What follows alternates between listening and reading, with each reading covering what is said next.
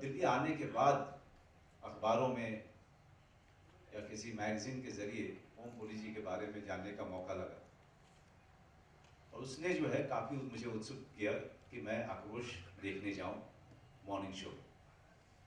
वो समय ऐसा था जब समानांतर फिल्में सिर्फ एक शो में बहुत दूर के किसी सिनेमा हॉल में लगा करती थी, उनके लिए कोई जगह नहीं थी थिएटर। जब मैं आक्रोश देखने गया, फिल्म खत्म हुई, उसके बाद दूसरे दिन वापस गया फिर से मॉर्निंग शो में। तब से लेकर के आज तक ओम पुरी जी के हर काम को मैंने बहुत निकट से देखा और शायद जो रास्ता मैंने चुना, जिस तरह की फिल्मों को करने की जिद ठानी, उसमें ओम पुरी जी की जो काम था उसका बहुत बड़ा योगदान रहा है।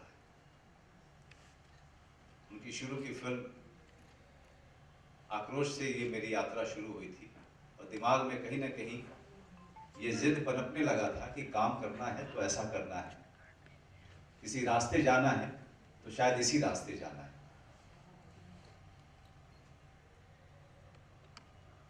तो सबसे पहले तो मैं ओम भाई को हमेशा ये बात फोन पे या जब भी मिलते थे तब मैं उनको बार बार बोलता था। और जिस तरह के व्यक्ति थे, अगर आप में से किसी ने भी उनको निकट से जाना हो, वो हर कॉम्प्लीमेंट को हंस करके टाल दिया करते थे। उन्होंने कभी भी अपनी महानता का बोझा ढोया नहीं। एक फिल्म कर रहे थे हम लोग, चक्रव्यूह, प्रकाश झा जी की फिल्म थी। पंचमढ़ी मध्य प्रदेश में एक रेस्ट हाउस था जिसमें कि हम 5-6 जो है मेन कलाकार ठहरे हुए थे और साथ में निर्देशक भी थे।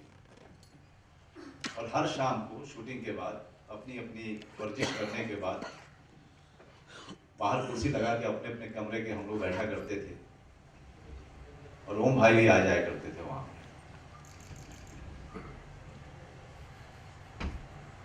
हर कोई कहता है कि अच्छा एक्टर बनने के लिए अच्छा इंसान होना जरूरी है,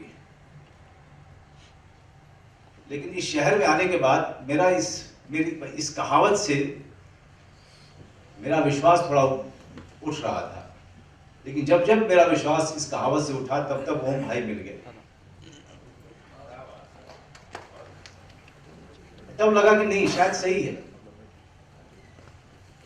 इतना महान एक्टर होने के बावजूद कभी भी सामने वाले को, चाहे वो एक रिक्शा वाला हो, चाहे वो इस देश का सबसे बड़ा पूंजीपति हो, सबसे एक तरीके से मिलना मैंने आज तक किसी को नहीं देखा। वो हमारे ओम भाई थे। हमारे चक्रव्यूह फिल्म की एक छोटे से छोटे रोल को करने वाला या एक चाय लेके आने वाला स्पॉट बॉय, या फिर उसी सेट पे, उसी लोकेशन पे निर्देशक, या उसी सेट पे कोई नामी ग्रामी एक्टर, सबके जो ओम भाई के साथ संबंध थे वो बराबर के थे। ओम भाई के लोकेशन पे आते ही बड़ी खलबली मचती थी और वो खलबली ऐसी नहीं होती थी कि कोई बहुत बड़ा स्टार आ गया। महान तो थे ही, सभी जानते थे उनके बारे में, लेकिन वो खलबली इसलिए मचती थी कि उनका ओम पुरी आ गया, उनके ओम भाई आ गए, उनके ओम जी आ गए। एक रात हम लोग ऐसे ही बैठे हुए थे तो उन्होंने मुझसे कहा, बबुआ मुझे अपनी फिल्में दिखाओ यार। तो मैं उनको फोन पे मुंबई आने के बाद बोला करता था कि ओम भाई मेरी ये फिल्म है, आप देख लीजिएगा। वो देखते थे और वापस फोन करते थे और अपनी जो भी उनकी प्रतिक्रिया होती थी देते थे। हाल फिलहाल में मैंने उनको कहा कि ओम भाई एक फिल्म है मेरी अलीगढ़, आप देखने आएंगे? उन्होंने कहा कि मैं तो हुई नहीं, लेकिन जब लगेगी तो बता देना। मैंने उनको मैसेज कर दिया कि ओम भाई मेरी फिल्म प्रदर्शित हो गई है और आप कहीं भी देख सकते हैं। अगर आप चाहेंगे तो मैं टिकट लेके आ जाऊंगा जब आप मुंबई में होंगे। फिर मैं भूल गया। उसके बाद भोपाल से उनका एक दिन अचानक रात को फोन आया, अरे यार यहां तो लगी ही नहीं है। मैंने कहा ओम भाई ये बहुत छोटी फिल्म है, भोपाल में नहीं लगेगी। अच्छा अच्छा, ये आक्रोश टाइप की है क्या?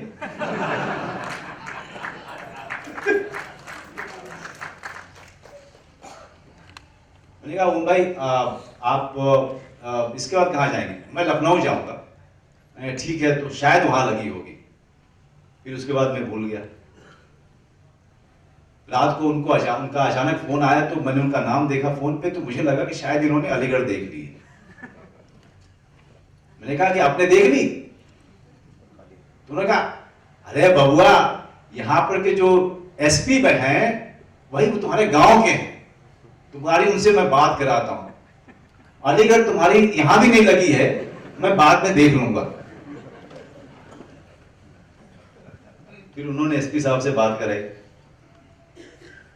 फिर एक दिन अचानक इसी तरीके से हर 15-20 दिन के अंतराल में उनका फोन आता था और हर बार मुझे लगता था कि इन्होंने अलीगढ़ देख ली। लेकिन वो साथ में जो बैठा होता था उससे बात कराते थे और साथ में ये भी बोलते थे कि बबुआ मैंने अलीगढ़ देखी नहीं, यहाँ लगी ही नहीं। मैंने कहा ओम भाई बड़ी छोटी सी फिल्म है ये, 2 महीने कहीं नहीं चलने वाली है।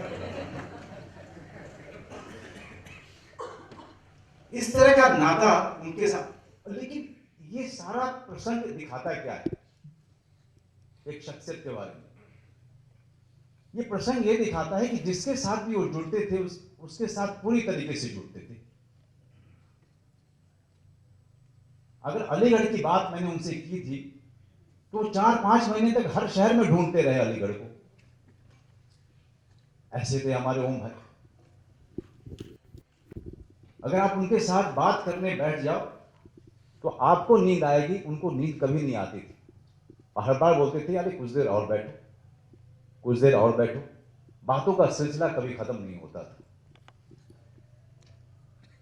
और मैं आपको सही कहूं तो ओम भाई के साथ मेरे बातों का सिलसिला कभी खत्म होगा भी। मैं हमेशा आज भी जब मैं आपके साथ खड़ा हूं, मैं उनके फोटो की तरफ देख करके, उनके हंसते मुस्कुराते हुए चेहरे को देख करके ऐसा लग रहा था जैसे कि वो मुझसे बात कर रहे हैं। और मैं आशा करता हूं कि ये तस्वीर, वो उनकी यादें हमेशा मुझसे बात करती रहेंगी। ओम भाई जहां भी हैं खुश रहें और उनकी आत्मा को बहुत खुशी होगी अगर हम लोग खुश रहेंगे। धन्यवाद।